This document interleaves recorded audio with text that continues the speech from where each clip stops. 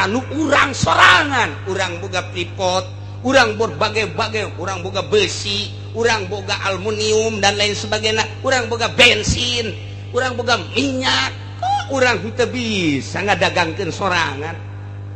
Tah, nu mantak hudangkeun deui pola pikir Bung Karno. Ka Blitar urang, hei Pak Karno, tulang hudang. Nagara acak-acak dia. Itu kuduna. Hudangkeun Bung Karno. Bung Karno nama atuh geus di jero taneuh, tapi pola pikir Bung Karno hudangkeun deui. Pola pikir Imam Bonjol hudangkeun deui. Pola pikir Bung Hatta hudangkeun deui. Anu geus bawa bendera Indonesia di dunia, dihargai Indonesia, Bung Harto. Ketika diganti ku Soeharto, kos kieu negara urang. Alhamdulillah masih kena mantep. Begitu SBY, kos kieu. Sakieu geus alhamdulillah kene isuk pagetok joget kabeh. Wal beres ya negara ieu. Aduh, nu ngarora orang joget eta aki-aki.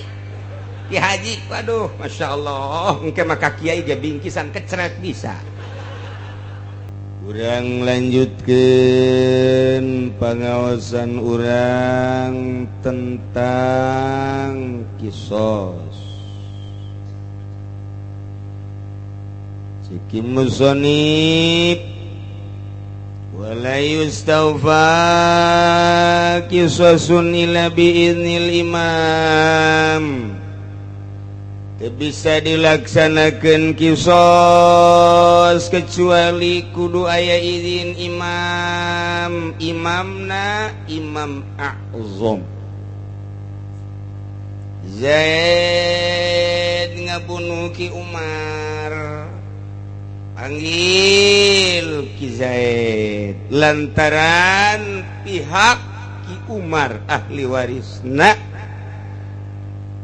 lapor kanu berwajib. Polisi mencari Ki Zaid, aya dibawalah ke Polsek, bawa ke Polres, kemudian disidang di meja hijau untuk diperbal, di BAP soal kebenaran jeung henteu nyana boga perlakuan pembunuhan terhadap Ki Umar.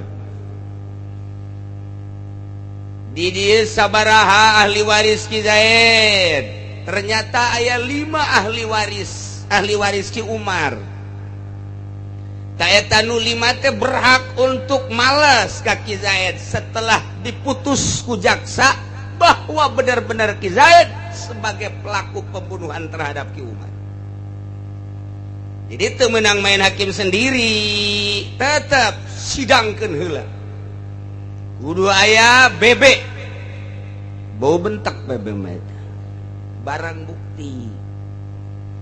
Saksina heula saha setelah jelas bahwa pelakuna adalah Ki Zaid, na ieu nu 5 ahli waris Ki Umar berhak untuk mengkisos Ki Zaid. Bunuh deh. Cuman teu meunang kitu bae urusan pembunuhan mapan nyawa ieu mah teu bisa dilakukeun langsung ku ahli waris Ki Umar, tapi kudu aya persetujuan pemerintah. Nu mantap teu bisa dilakukan langsung urang sama-sama rakyat, teu bisa. Cek di dieuna wala yustaufa, teu meunang dilaksanakeun soal kisos illa biiznil imam, kecuali kudu aya izin imam. Imamna di dia Imam A'zam, berarti RI 1 presiden. Kudu aya izin presiden, aya izin mah lain berarti hadir. Ngan afdol nama hadir. Izin berarti menyetujui, henteu kudu setiap aya anu dibunuh kemudian lapor ke presiden, henteu, dibuat bae geus undang-undang. Nu mantak di negara kudu aya presiden, aya naibna yakni wakil, kemudian dibutuhkeun kebutuhan di negara eta menteri jangan laksanakan istislahul ummah. Tidinya kudu aya gubernur, tidinya kudu aya bupati, sahandapeun anak kudu aya camat, mantes camat kudu aya lurah, dihandapeun lurah kudu aya eta RT teh kepala negara. Sa RT bener si RT ngalaksanakeun anak pangheula da ka sorga tibatan kiai. Teu bener RT ngalaksanakeun anak atuh pangheulana. Yo. Atuh ka mana bae eta mah atuh. Aya pokona lain ka sorga bae pokona. Kitu keneh lurah, kitu keneh camat, kitu keneh bupati, gubernur, menteri jeung presiden. Jadi sebuah negara teh teu meunang teh kudu aya pemimpin. Kudu eta mah deuk di negara Islam khalifah ngaranna. Atau non Islam naik negara Islam yakni negara demokrasi model urang negara sangkut paut jeung agama, negara lain agama, agama lain negara, agama mah agama bae, negara mah negara bae. Acara dek dihijikeun bae urang nyieun daulat Islamiyah disebut negara Islam. Khalifah engke ngaranna ngan pan Kangjeng Nabi geus membatasi khalifah mah. Geus membatasi khalifah mah khairul qurun qarni, pangbagus sakurun kurun kula, kurun Kangjeng. Sabada kurun Kangjeng Nabi kang kurun sahabat, sabada kurun sahabat kurun tabiin, sabada kurun tabiin atba tabiin tah kaditu nama sultan amir di urang mah presiden. Geus moal aya khalifah deui moal aya ke khalifah deui engke Mahdi. Ya de lain Mahdi nu di lembur urang. Imam Mahdi Al-Muntazor. Turunan ti Kangjeng Nabi gaduh putra yakni Siti Fatimah. Garwana naon kitu suamina adalah ka Sidina Ali. Boga anak Sayyidina Husain jeung Hasan. Nu kurang keur didongengkeun Sayyidina Husain, Sayyidina Hasan lancan. Ke bakal didongengkeun Sayyidina Hasan geus loba jasa surat ka dieu kiai dongengnya Husain aja, kok Hasan belum. Atuh engke heula tenang atuh siangan ngajina atuh sia ulah ndet-ndetan. Ai ka aing nanya ai sianan teu nanya deui ka aing. Ku aing teh ditanya deui sia mah nanya, kiai saya belum tahu sejarah tentang Sayyidina Husain. Kayak aing dongeng bes ya henteu. Awas dipodom sia ku aing tah. Itu. Ari ngaji aya wayah henteu ngaji teu bebeja. Ngeuna dinyana pan eta mukos kitu. Tuh masalah. Nah, Sayyidina Husain boga anak deui teh Sayyidina Husain teh Imam Zainal Abidin. Imam Zainal Abidin boga anak deui Syekh Muhammad Bakir.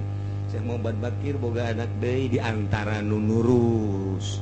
Eta adalah Imam Ja'far Shadiq. Imam Ja'far Shadiq boga anak deui Musa Al-Kazim. Musa Al-Kazim boga anak deui terus ka dituna terus kitu Al-Hadi terus As-Sakari terus tadi dinya engke aya opat deui boga anak ngaranna Mahdi Al-Muntazor. Ke didongengkeun Imam Mahdi nya ieu moal waka kalana mantap ngaji na ulah pere-pere.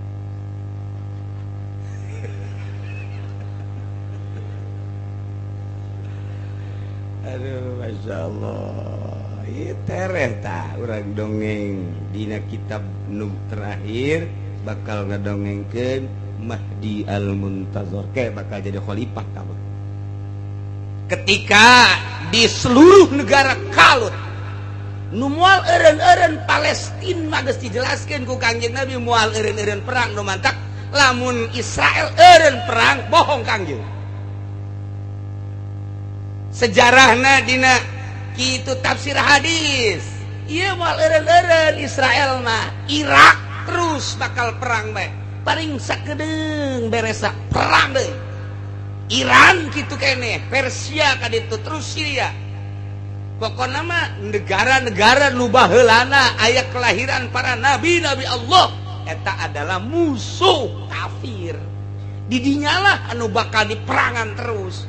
Sebab boga sejarah Irak sabaraha nabi nu dilahirkeun di Irak, di Iran sabaraha nabi nu dilahirkeun di Iran, Syria sabaraha nabi nu dilahirkeun di Syria, di Mesir sabaraha, Yordan sabaraha, Turki sabaraha. Eueuh kacaritakeun nabi lahir di Bojong. Nu mantap kamari ieu aya nabi ngaku-ngaku orang Cangkareng, ai mah garetek ngadengena. Garetek atuh ulida tugimin pi Cangkareng. Dan lahirkan apa nabi tugimin dalam Cengkareng mun aya ku aing disoekeun sungutna teu isineun teu isineun masyaallah ngaku nabi di Cengkareng di ditu kabeh etala negara-negara sangat bersejarah jeung negara tertua. Amerika mah pandeuri kapanggihna, Eropa mah pandeuri heulaan Eropa bandingkeun jeung Amerika. Omo Indonesia mah Indonesia mah sakedeung jasa can kebel kapanggihna Indonesia mah. Nah, negara-negara nu bakal maksudna can kebel teh can kebel baheula mah pan artina kebel mah Kangjeng Nabi Adam. Manusia pertama. Tah India coba eta. Berarti negara India mah kolot. Terus Pakistan, terus Irak. Eta negara Kangjeng Nabi Idris, Kangjeng Nabi Nuh di Irak. Berarti eta negara sabaraha ribu tahun. Masya Allah. Lah Indonesia mah tuh kamari ieu kuari dipecah-pecah. Bojong aya 2, Cilongok yang dipecah deui eta dipecahan-pecahan ku cicak ge dan anyar negara urang. Nah ilah engke Imam Mahdi Al-Muntazar ketika Mekah geus digedean pelataranana nyaho atawa henteu. Negara Saudi bakal kedatangan Mahdi Al-Muntazar. Pokoknya di gedean bae haromah. Kangjeng geus nyaritakeun jang menampung manusia di berbagai negara. Senggeus di gedean diunggal negara kalut bakalna. Ke geus kalut-kalut geus teu betah diunggal negara. Nu mantak teu betah gereja per masjid per gereja. Ditahanan kuku mahage geus kitu bae tah mah. Ngan urang ulah aya datang ka ngizinan mah ngan bakal terjadi seperti eta. Boro-boro Kangjeng makolot urang kamari makolot ngomong. Engke mah hiji masjid hiji gereja, hiji masjid hiji gereja. Sawah ge moal dipelakan pareng ke mah pelak listrik teu garti teh urang. Manya mah pelak listrik ye sia mah kaalaman ke pelak listrik. Manya mah coba ge dagang ge imah ge didagang-dagangkeun imah. Hayalan urang mah dipapanggul mah imah dipapanggul horeng perum. Masyaallah eta kolot baheula pohar. Idih engke mah aya-ayakan anu badag moncor nu halus henteu. Eta kolot urang kamari ieu bae geus ngomong kos kitu tah kolot. Engke mah lalaki jeung awewe bakal akur. Saliru deuleu lalaki jeung awewe. Wari itu sapake kaos lalaki dipake ku awewe, calana lalaki dipake ku awewe. Buukna akur mun panjang-panjang kabehan, mun pendek-pendek kabehan. Atuh akur bae geus mun di deuleu di tukang mah saliru urang. Ieu si lalaki apa awewe? Saliru urang pernah. Tah aya jelema kasalahan. Hei, Bang, barang dulu aya susuan. Waduh, orang nenek-nenek salah tah. Akur-akur tah. Masyaallah, Mahdi ke bakal turun di Hijri Ismail nya cicing didinya lantaran unggal negara kabeh ke Mekah teu kuat. Kepala negara zolim kabeh, pemerintah zolim kabeh. Anu diagung-agungkeun teh kafir, Islam geus didedek-dedekkeun, geus teu dianggap Islam. Kuari mah alhamdulillah sanajan zolim di Indonesia masih aya penghargaan terhadap Islam. Bahkan kuari mah bisa berontak Islam. Lamun terus ditindes bae berontak Islam di Indonesia ulah dikira masih keneh kuat berarti. Komo jawara-jawara nu kamari ieu urut perang aya keneh mah. Enggeus pokona mah nyana mah kakerot bae padahal mah geus teu boga tanaga. Tah ieu engke kabeh ka Mekah didesak. Pemerintahan Saudi kudu membuka lebar-lebar untuk kedatangan para tokoh agama di berbagai negara. Kajen teuing-teuing dipuaksa caricing ke bakal kiai-kiai ustad-ustad di Mekah teh teu kuat di negara masing-masing. Karak nungguan Imam Mahdi Al-Muntazor. Sipatanana geus dijelaskeun kan ku Kangjeng Nabi, jata mah turunan Kangjeng Nabi. Hampir mirip ka Kangjeng Nabi sipatan-sipatanana ngan sinarna nu beda. Kekara kulantaran eta jelema salat deui terus we salat deui teu eureun-eureun salat. Katingali ku kabehan asal salam takbir deui salam takbir deui salam takbir deui. Diperhatikeun sababaraha poe jelema salat pan ari urang pasar Kemis mah mun ka Mekah ka masjid ngan hees. Di masjid teh tah eta urang pasar Kemis sakitu ge urang pasar Kemis atuh komo Cikupa. Kerek bae di masjid teh atuh. Teh ieu mah salat deui akhirna dideset teu ngaku. Lantaran disumpah maka sumpah wallahi anta mahdi karak nyana ngajelaskeun ana mahdi tah tidinya lah karak perang Imam Mahdi teh dinobatkan sebagai khalifah ieu Mahdi mantap kamari ieu loba nu ngaku Mahdi di Mekah loba nu ngaku Mahdi di urang cek heula kekuatanana sebab Mahdi nu asli Mahdi nu asli nyana lempang ti Mekah ka Palestina cuman 3 lengkah. Tah lamun aya nu ngaku Mahdi, ayo sia, lebang sia. Lebang mun bisa sia aing percaya mun teu bisa digantung sia ku aing. Mahdi nu asli bak ka Palestina 3 lengkah, salengkah, 2 lengkah, 3 lengkah datang. Iraha eta engke ketika Dajjal turun rusak luar biasa. Kangjeng Nabi Isa nu bakal babarengan jeung Imam Mahdi bakal ngagempur Dajjal ta Kangjeng Nabi Isa mah diturunkeunana di Masjid Aqsa Palestina di Babul Luddin geus dijelaskeun ku Kangjeng Nabi geus dijelaskeun sagala rupana nu mantep Kangjeng Nabi mah ilmuna pohara jasa ka tukang ka memeh itu urang memeh Kangjeng Nabi Adam diberenya ku Gusti Allah awal penciptaan makhluk termasuk langit bumi malaikat Kangjeng Nabi nyawa kaharepna diberenya Kangjeng Nabi kaharepna teh urusan barzakh urusan alam akhirat surga neraka nyaho Kangjeng saha nu boga ilmu model kos kitu. Nomor kedua nak Kangjeng Nabi cak Kangjeng Nabi alim tu ma fis samai wa ma fil ardi kulama nyaho naon nu aya di luhur langit jeung naon nu aya di luhur di handapeun bumi nyaho nyahoeun Kangjeng Nabi mah mun di jerotan deui aya emasan aya perak lamun urang Cikupa diberenya hogos kitu atuh geus linggis dipersiapkeun pacul dipersiapkeun henteu kitu ge pugunya na raudhah tariadoh hayang menangkeun eta harta karun Kangjeng Nabi nyaho ngan teu hayangeun Kangjeng Nabi teu hayangeun gunung Uhud siap jadi emas yang berjuang embungeun Kangjeng embungeun kunaon aya urang yang ngeureudit terus bae panjenengan ngaku umat Kangjeng Nabi aduh yang ngeureudit mah kalakuan Firaun geus lamun aya nu ngeureudit akur akhlakna jeung akhlak nyana nu nyebut nyana nu ngeridit blon teh coba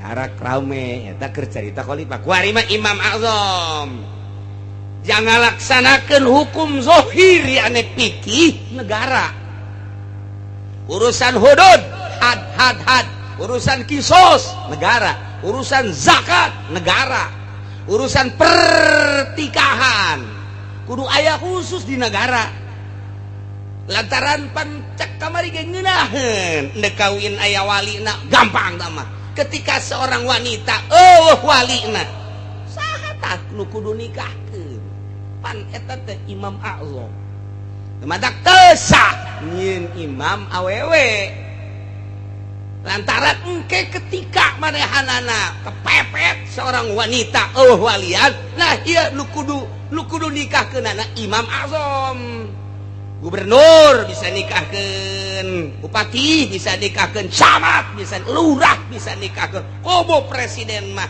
dengan catatan ulah kaum hawa beunang awewe mah mentak alhamdulillah jasa di Banten mah kiaina palinter jasa palinter sehingga awewe ge dipilih bae ambruk Banten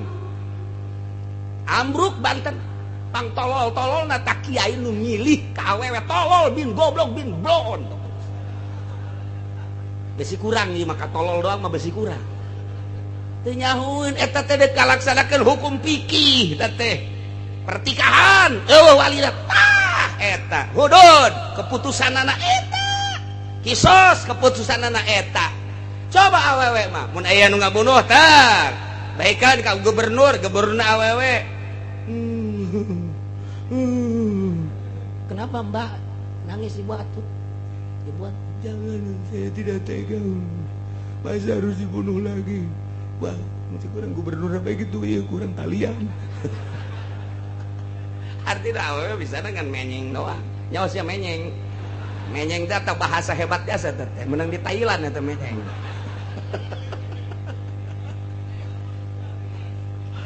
aduh masya Allah wata kula mah heran ya ka kiai ti Pandeglang urang ngabanggakeun Banten dengan Pandeglang Serang tapi kok nyana dikiaikeun diagung-agung diajeng-ajeng malah salah ambruk Banten ambruk kajen kumaha tuh teu nyahoeun lalu ngomong cenah kiai teman kan anu ngagerakeun sekupi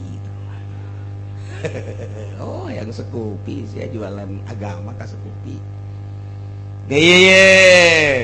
hukum fikih kudu dilaksanakeun negarana bentukna dek Islam daulah Islamiyah atau dek negara demokrasi cek Imam Ghazali masalah negarana model di negara urang negara demokrasi berarti presiden, menteri, gubernur, bupati, per provinsi dibagi-bagi.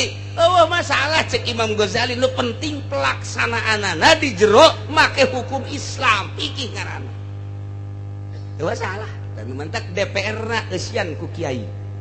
DPR daerah, kabupaten, DPR pusat. Hayu kiai jadi DPR kabeh jang naon jang kurang membentuk negara ngahasilkeun poin-poin hukum-hukum Islam geus kamari ambalaya kiai jadi DPR berubah negara Indonesia ting bating atuh gawe naon eta kiai di luhur lain hayu atuh coba dipersilakan ya presiden mah hanya pelaksana presiden mengizinkan itu gaya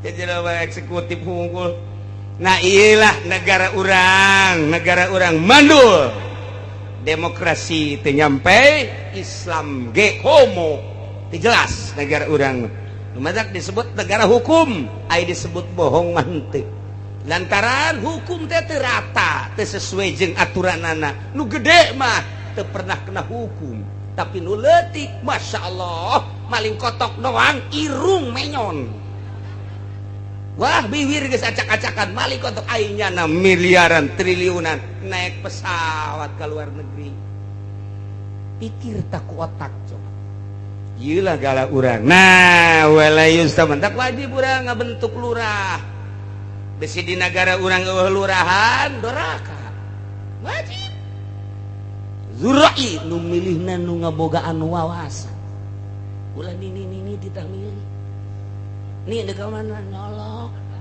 emang nu nyolok geus teu daekeun kan ini mah nyolok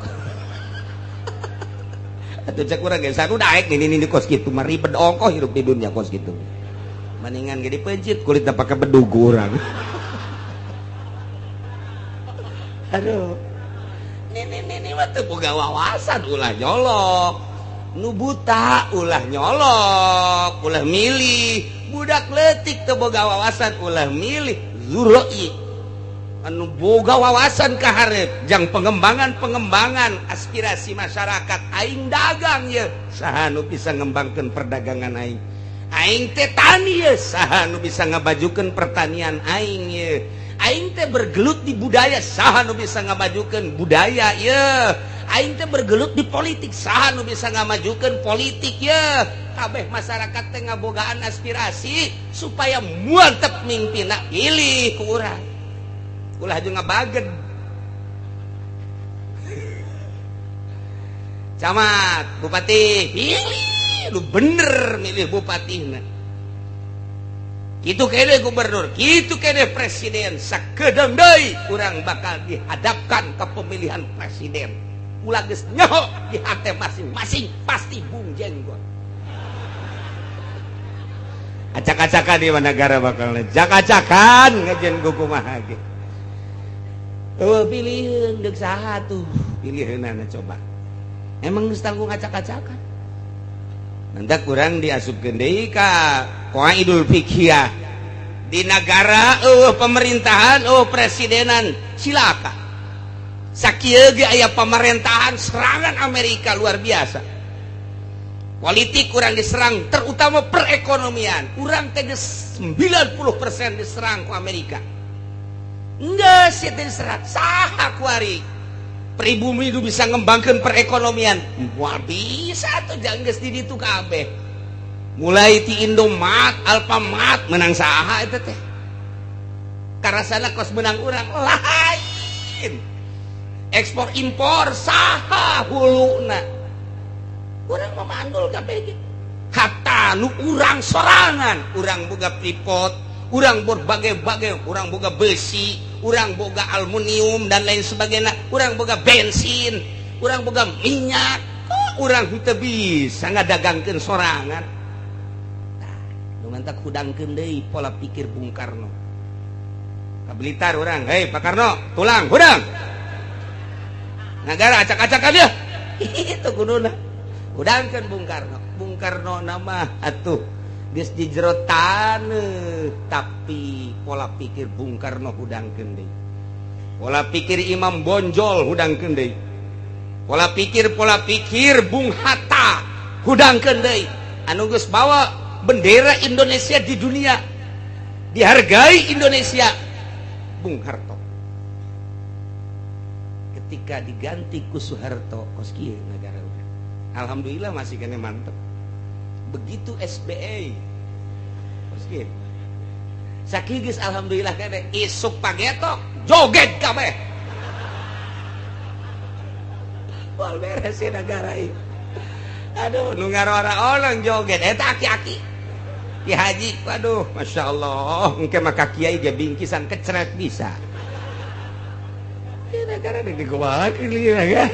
Sedengkeun wajib kurang teh kudu eueuh kepala negara silakan.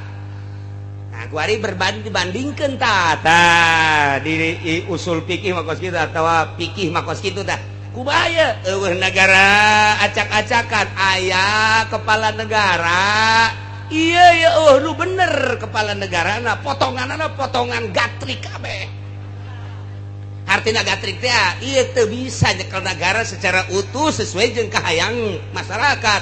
Pan demokrasi teh democratize artinya naon kitu dipasrahkan kepada masyarakat. Kekuasaan teh terserah masyarakat. Nu mantap kumaha masyarakat di negara demokrasi mah. Kosan geus jadi presiden, masyarakat mah masyarakat, pemerintah mah pemerintah. Berarti geus kaluar tidak aturan demokrasi. Tak kuari kieu. Kepala negara acak-acakan negara. Aya kepala negara gatrik. Maning mana ya? Maning apa maning aya? Maning aya. Iyalah akhafud dororain asupna. Pilih nu leuwih ringan madarat di antara dua madarat, dua bahaya. Silaka jasa. Maning aya sanajan gatrik. Pas gitu teh nu dibutuhkeun kuda, kuda himar ge masalah anggap kuda.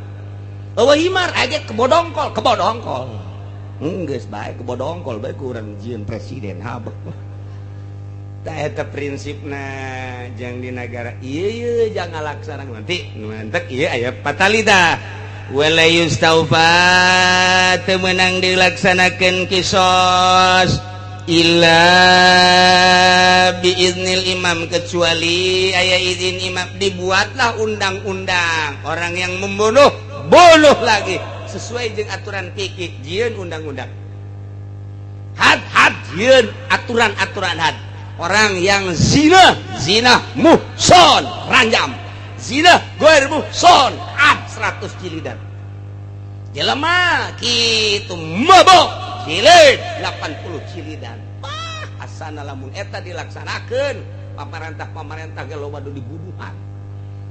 Sebab pezina teh geus lain rahasia deui. Pemabok geus lain rahasia deui. Mantak alhamdulillah urang masih ditangtayunan ku Gusti Allah Subhanahu wa taala. Leuleuh karakter manusia geus disebut biadab jasa mah encan meureun. Besi keterlaluan. Tapi pan di hotel para rinu. Besi pajar bibisaan coba ke hotel ge, stok kurang. Emang kiai ka ditu aing mesen hijau.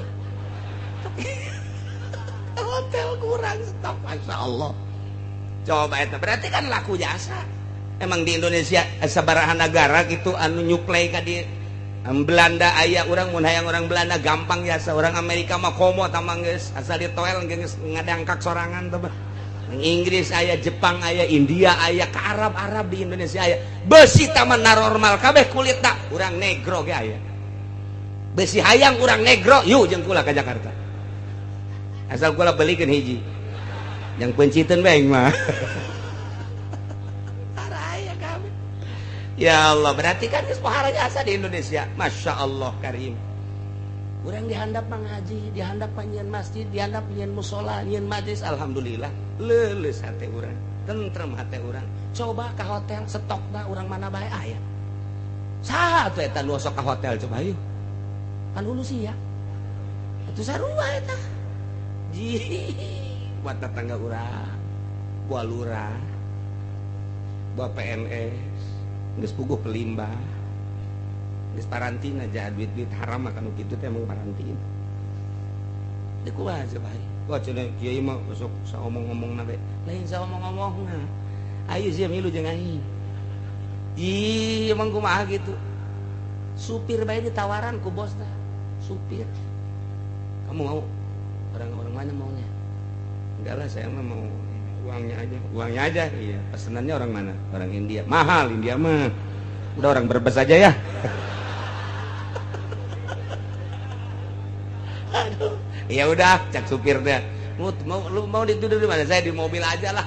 Pokoknya uang kamar, uang simbut, uang selimut, udah kesiniin. Oh ya udah, kamar tuh 300.000 ya, tuh uang selimutnya 200.000. Brebes mah 50. Murah, bisa diutang lagi. Jadi jada di mobil, baik kita tanyakan ke supir emang kumaha gitu. Ya inge nyahoti siapan. Eta hotel. Ih Indonesia apa nih? Di handap mah azan, di handap mah di hotel engkug-engkugan. Ya Allah, ironi sebenarnya mah. Tah, mantak sedeng bae Jakarta kakarak dibere banjir sakitu. Mejeuna sebenarnya mah Jakarta dibere banjir sakitu. Teu kudu wawalah-wahan, teu kudu. Asana lamun urang bojong nu jadi pangerana di Kerem Jakarta. Ada namanya pangerana Allah Subhanahu wa ta'ala. Di hotel nu keur mesum teh. Goreng dihandap mah di musola keur zikiran, di majelis makan ngaji. Cak Gusti Allah aya keneh deudeuheun aing. Tanyana kuduna mah mayar tak ka urang ngaji. Udah nama Waalaikumsalam. Gua bayar tuh 1 juta. Emang kenapa? Gara-gara ada pengajian di sini saya nggak jadi di Jakarta, nggak jadi disiksa. Udah saya terima kasih. Oh coba orang tuh kamu minggu depan gitu lagi ya. Tentu nama jadi bisnis betolol pak. Udah bener kabeh ge. Eta mui teh kos kitu tah. Jadi geus teu beres tentu. Mana atuh nu beres ku ari? Wah, nu beres nu beres. Nah iya wala yustaufa qisasun illa biidznillah. Jadi berarti ngadirikeun pemerintahan wajib. Cuman ziroi nu milih. Terbentuk pemerintahan ngalaksanakeun make fikih. Nu teu salat panggil. Zuhur, asar panggil, sidang. teu salat maghrib paehan hiji. Nomor kedua maling tangkap sia maling sabaraha sia malingna sesuai jeung geus aya sanisobna potong leungeunna beres eta nu kudu dilaksanakeun teh tah Imam A'zam teh eta. Nah iya jelema ngabunuh Ki Zaid panggil BAP bener ternyata manehna pembunuhanana imam geus nyeun undang-undang bunuh lagi ayan tah etalah kudu aya izin imam. Adapun hadir jeung tahdir terserah afdol nama hadir. Adab-adabanana lamun jelema neuk dibunuh setelah imam mengizinkan hiji titah tobat heula pandian. Si pandian dibersihan kos duduk dipencit bae mah kos korban gitu. Geus dibersihan di pandian bere pakaian anu bersih kita salat heula dina waktu salat beres salat tobat beres tobat hayang dahar apa hayang nginum bere heula cenah lapar bere cenah hayang nginum bere geus salat geus tobat geus dahar geus nginum geus ieu na tah tutupan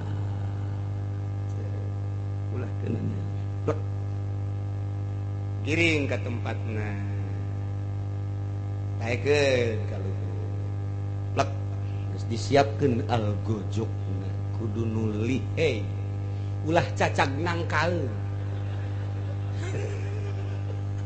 atuh teu beres cacag nangkaeun hiji kudu nu lihei algojokna nomor kaduana teu meunang make racun nomor katiluna teu meunang digodotkeun kudu langsung jeung teu meunang dideuleu ku algojokna teu meunang maehanana langsung dideuleu kitu teu meunang sebab manusia mah tetep bae aya rasa karunya kudu kumaha ditukang kieu aturan afdolna ieu jelema nu dibunuhna di dieu ieu pedangna kitulah aturanna atuh lamun urang dieu mah nu teu latihan plek atuh kaceuli bawa ka mana atuh geus beres satu batak di negara teh kudu anu lihei ielah tatanan negara Islam seperti itu iraha meureun urang bakal naon kitu ngaranna cicing di negara sanajan lain negara Islam demokrasi tapi tatanan hukumna hukum Islam wallahu a'lam. Zakat nu sarugi sabaraha data ku urang sia geus wajib zakat cokot zakatna paksa ku pemerintah insirofkeun ka mustahikna etalah kewajiban pemerintah supaya stabil di negara nu teu salat bodoh nu teu ngazakat paksa kudu ngazakat nu zina rajam mun muhson aman di negara nginah urang di ka Masjid Haram di ka Masjid Al Azam tenang hate lantaran moal aya nu maling sendal panieu mah urang keur salat Allahu Akbar sendal kulit aing anyar asana moal beres ghairil maghdubi alaihim waladdallin waduh nunggeus ge ieu nunggeus leungit di dinya wah teu beres atuh sia keur salat apa keur mikiran sendal kunaon ieu lantaran teu aman di negara antek doakeun kula supaya bisa jadi presiden presiden di mana aing ijazah kitu boga hanya presiden teu sakola ngayalah keputusanna seperti eta berarti ngadirikeun pemerintahan wajib andai kata nu bagus nu joreg ge masalah jangan laksanakeun hukum Islam kumaha lamun di negara model di negara urang hukum Islam teu dilaksanakeun aya ge hukum kafir tah eta kos kitu tah di negara teh geus puguh lamun eueuh kepala negaraan marusak negara andai kata aya ngan gatrik pilih bae kuari lamun dipilih ngan teu ngalaksanakeun aturan-aturan Islam tah eta kumaha tah apakah wajib bae milih atawa henteu tah kos kitu geus puguh awewe mah teu meunang tidinya kabagi urang antara kewajiban jeung henteu kewajiban lamun teu ngalaksanakeun aturan negara lamun memang nutu boga urusan-urusan di negara kayak ning kiai teu boga urusan di negara sapila magahan aja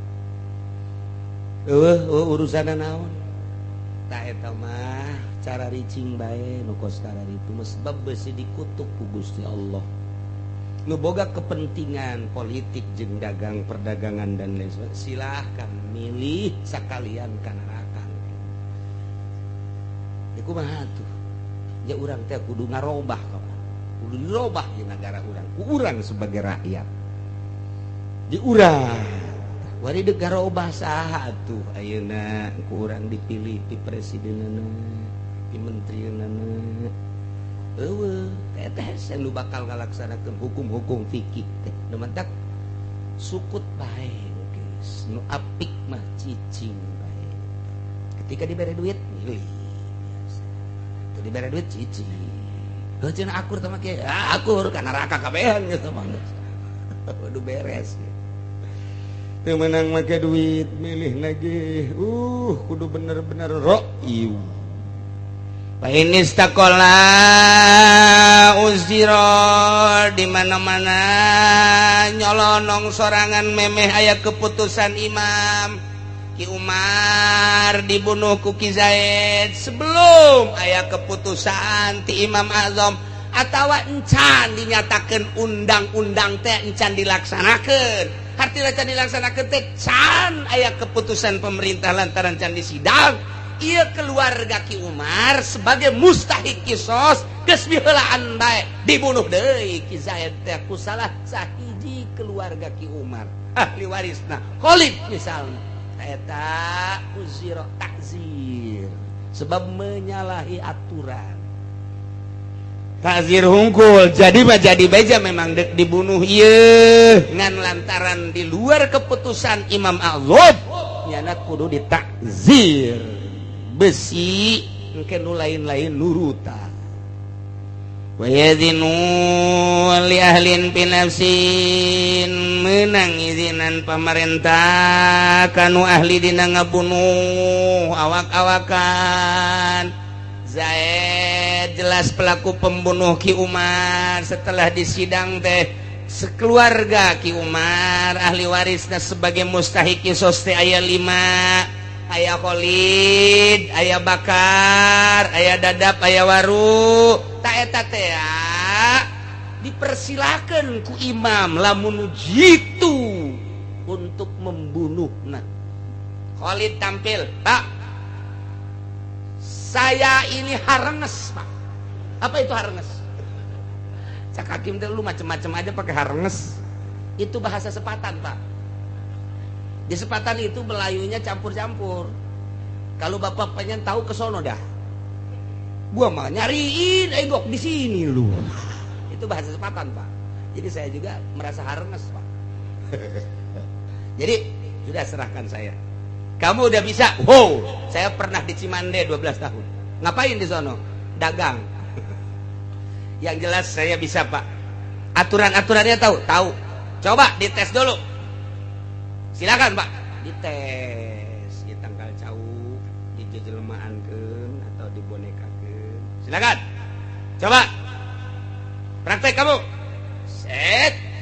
Plak. Bener bisa. Dipersilahkan kepada pemerintah atau hakim, jaksa atau sebagai ketua eksekusi untuk dari salah satu keluarga Ki Umar Khalid misalnya yang menginginkan pembunuhan langsung karena harenges. Ya udah nggak apa-apa, silakan.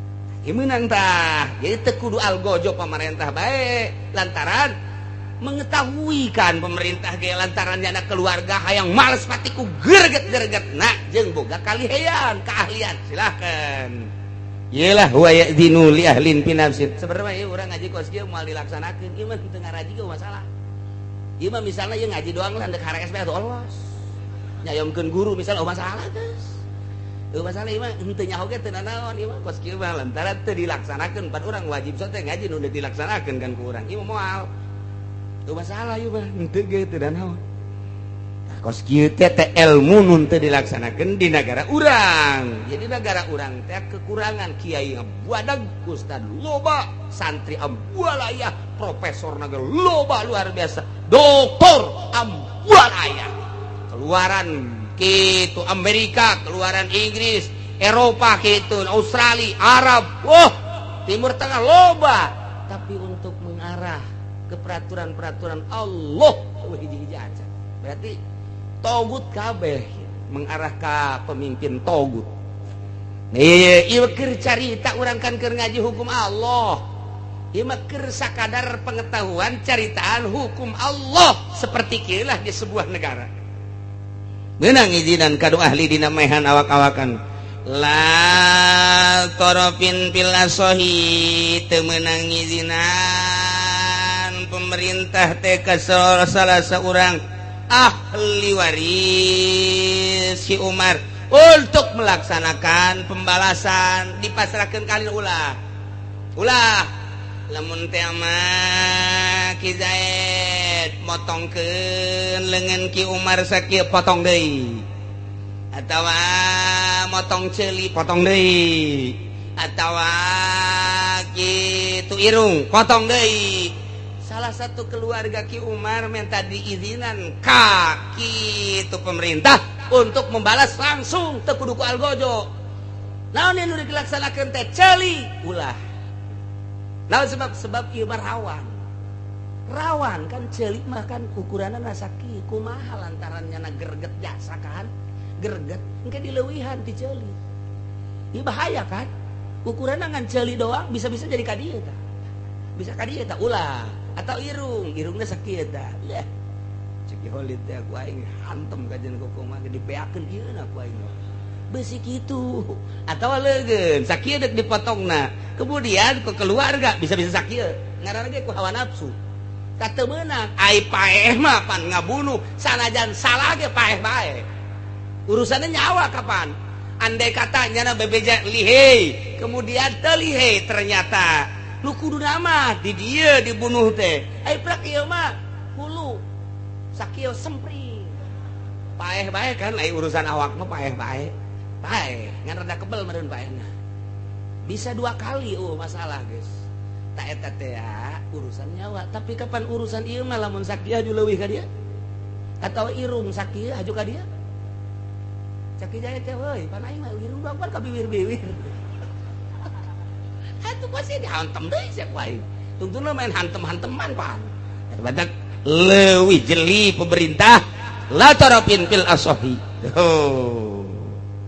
Fa illadzina fidar biraqabatin fa asaba ghairoha ayata. Namun ngidinan meupeuhna ieu meupeuh punduk ai prak kena salian punduk pan ieu bahaya takos kitu tah. Kumaha tah? Wallahu a'lam.